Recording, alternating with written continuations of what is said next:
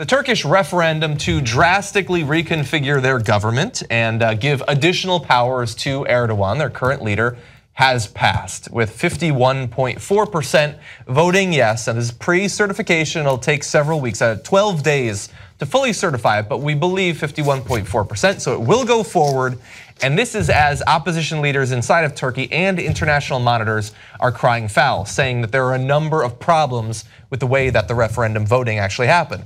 Now, importantly, the three biggest cities in Turkey, Ankara, Istanbul, and Izmir, all rejected the plans, voting from like 51.8% no up to into the 60s and 70s. And so those are the big population centers. And so it looks like it was overwhelmingly the more rural areas that voted in favor of giving Erdogan additional powers and changing how their government actually works.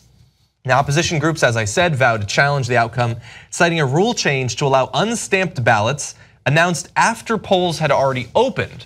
Now, Erdogan's government says that those can still be verified in some fashion, but people are worried about the possibility of vote tampering with this change that happened after the voting actually occurred. And there's a number of other problems, including the fact that many opposition leaders are currently in jail, and so they were not able to rally people against this. Also, that government funds went to promoting the yes vote for the referendum, hugely outspending any opposition to it. And the fact that Erdogan has basically unlimited control over a large portion of the Turkish media, and thus they were overwhelmingly in favor of the referendum as well. The idea that you had a fair referendum vote in that situation seems somewhat complicated. And in one of the groups, the international monitoring groups that was on location for this, the Council of Europe delegation said in general, the referendum did not live up to their standards. In response to that, Erdogan had this to say, "Know your place," adding that he did not accept comments on the validity of the referendum vote. Spoken like a true authoritarian. Okay, now, I think that there are varying levels of problems with this election. First, let me start with the least problematic, and in fact, I think there's a little bit of Western bias here. So one of the things that these European groups noted was that the involvement of Erdogan and other national and local public figures in the Yes campaign led to a restrictive and imbalanced campaign. But Trump's involved in pushing for legislation in America, and certainly European leaders are involved in Brexit, but both for and against. Nobody calls that imbalanced. Yeah, but he also locked up the people who might stand against him. I'm going to come to that. Okay. So saying that it's imbalanced because a national leader is involved on one side, I think actually makes a mockery of the rest of your comments. I would have left that out completely. What about the government-funded promotional efforts for it?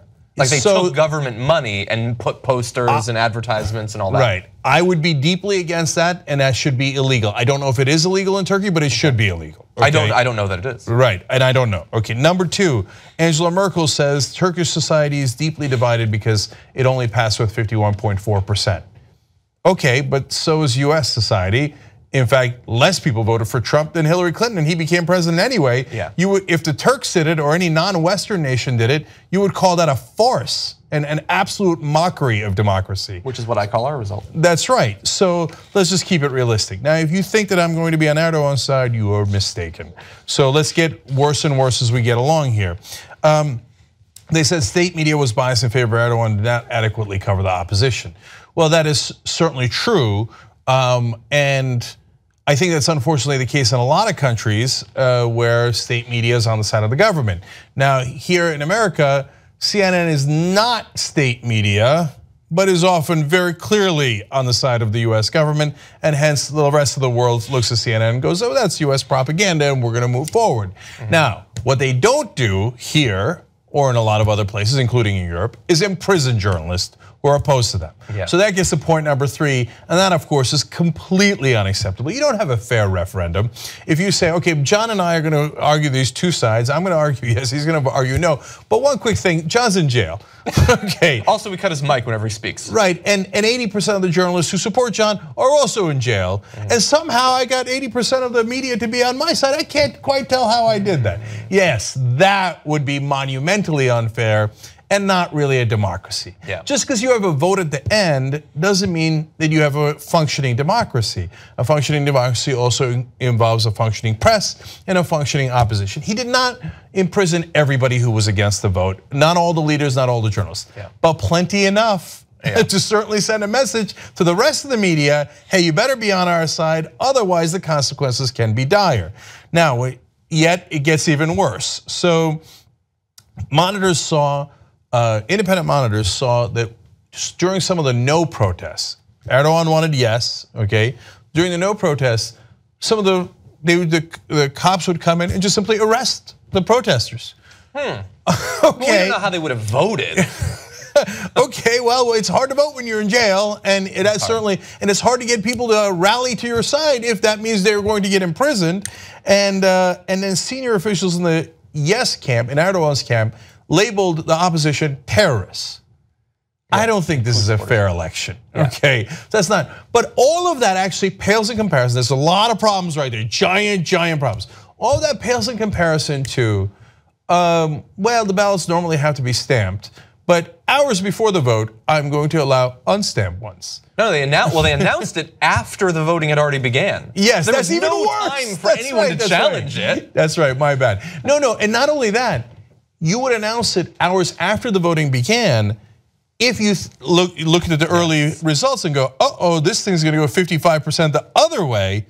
No, who needs stamps on the ballots? We don't need stamps at all.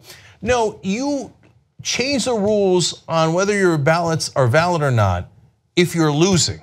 You don't risk doing that if you think you're gonna win comfortably. And you only change it in order to facilitate fraud. There is no other reason. You don't all of a sudden in the middle of a vote and go, nah, we don't need to verify the vote, do we? Unless you're going to do fraud. It's super obvious. So at the end of the day, it's not a real vote at all. Not because of some of this stuff that I said in the beginning the Europeans complain about, but Erdogan's really strong in Turkey. Yeah, that's life. Trump's really strong in America, kind of. Right, not so much these days. But in terms of if you can commit fraud by now all of a sudden the ballots don't have to be stamped, well, then I have no confidence at all. No one should have any confidence at all that, in fact, the vote was even 51.4% yes. Very likely it wasn't. Very likely it was the opposite. That's why they had to change the rule in the middle so that they could do fraud. That's not that complicated. Yeah, the opposition wants a lot of the votes to be recounted. We'll see. We don't know that that recount would be any fair. But there's a couple of additional scary things to consider. Like if you want a full breakdown of what this referendum would actually change, we did a video with Anna as well. We broke down all the changes. And it basically just gives a lot more power to the president, who will be Erdogan. He can rule until 2029. He basically has no check from the legislature, can interfere with what the judiciary does. Very scary. But in addition, he announced after the vote that they're enthusiastic about bringing back capital punishment, and the crowds are very favorable for that. And there was also this. This is from CNN. As the results came in, thousands of the president's supporters converged at the Ankara headquarters of the AKP, which Erdogan founded. Waving flags, they shouted, "Tell us to kill, we will kill. Tell us to die, we will die. Erdogan, Erdogan, Erdogan." That's about as scary as I can imagine. That is not what Turkey used to be. So again, here a little bit mixed. So I'm totally against capital punishment because oftentimes the wrong person is killed, and I don't know why anybody would say, "Yeah, sign me up. I'm barbaric to kill the wrong guy, an innocent guy." And we know, for example, here in the US, 4% of people on death row were innocent. Hundreds have been exonerated from death row. We were going to murder the wrong people. You're really sure that in Turkey they've got to figure it out better? Okay, so I'm against capital punishment. But the European Union has been dangling membership in front of Turkey for as long as I can remember. They're never going to let you in. Turkey should have given up on that process a long time ago. So a lot of Turks who are secular like me will disagree with me and go, "No, we need to be part of Europe, and we don't want to be part of the Middle East, or we want to be part." Okay, I hear you, brother. I'd much rather be part of Europe. I much more agree with the rules and the culture in Europe. I hear you on all that.